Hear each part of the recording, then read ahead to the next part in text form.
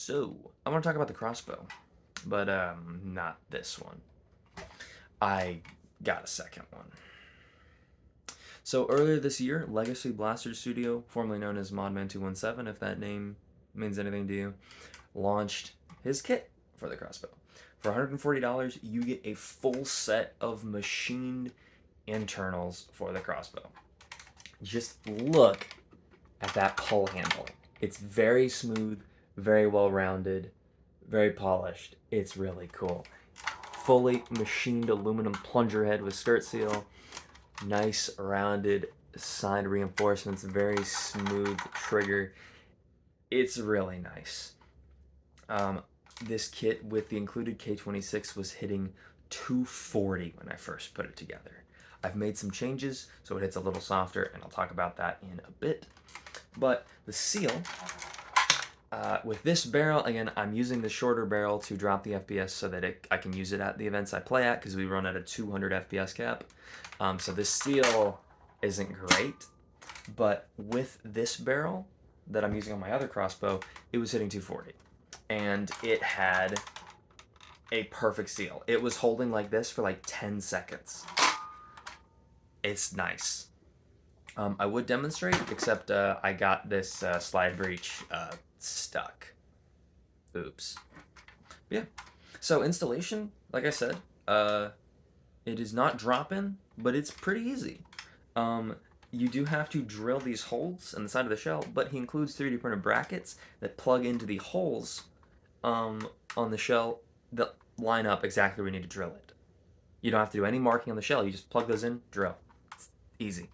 You have to glue in a spring rest on the inside, and when you drill the holes for this, you do have to drill into the spring rest, so you want to install the spring rest first. Again, he has full guide, link below. But it went together pretty well. I had some issues with the glue.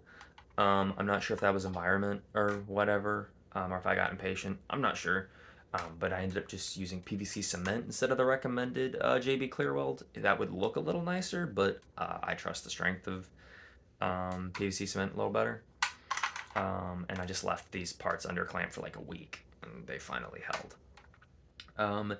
Of note, this piece right here, the area next to the screw hole is kind of small. It's only like 4 millimeters.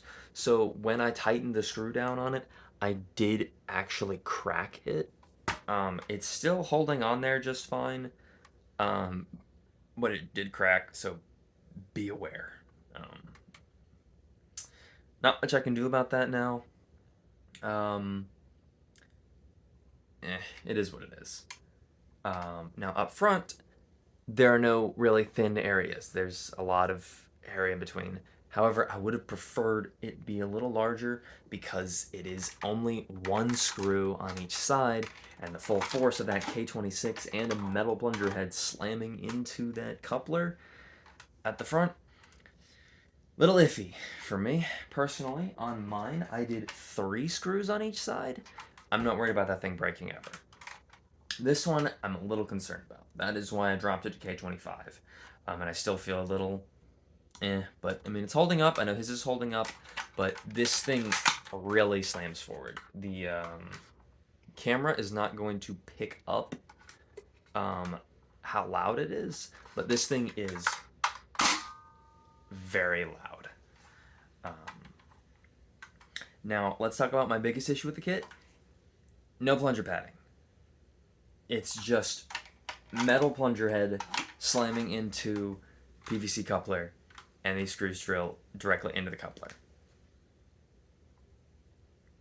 I just used one of these standard Captain Slug style things. I had to trim the edge of it a little bit to get it to fit because it's a smaller plunger tube. But I don't understand that.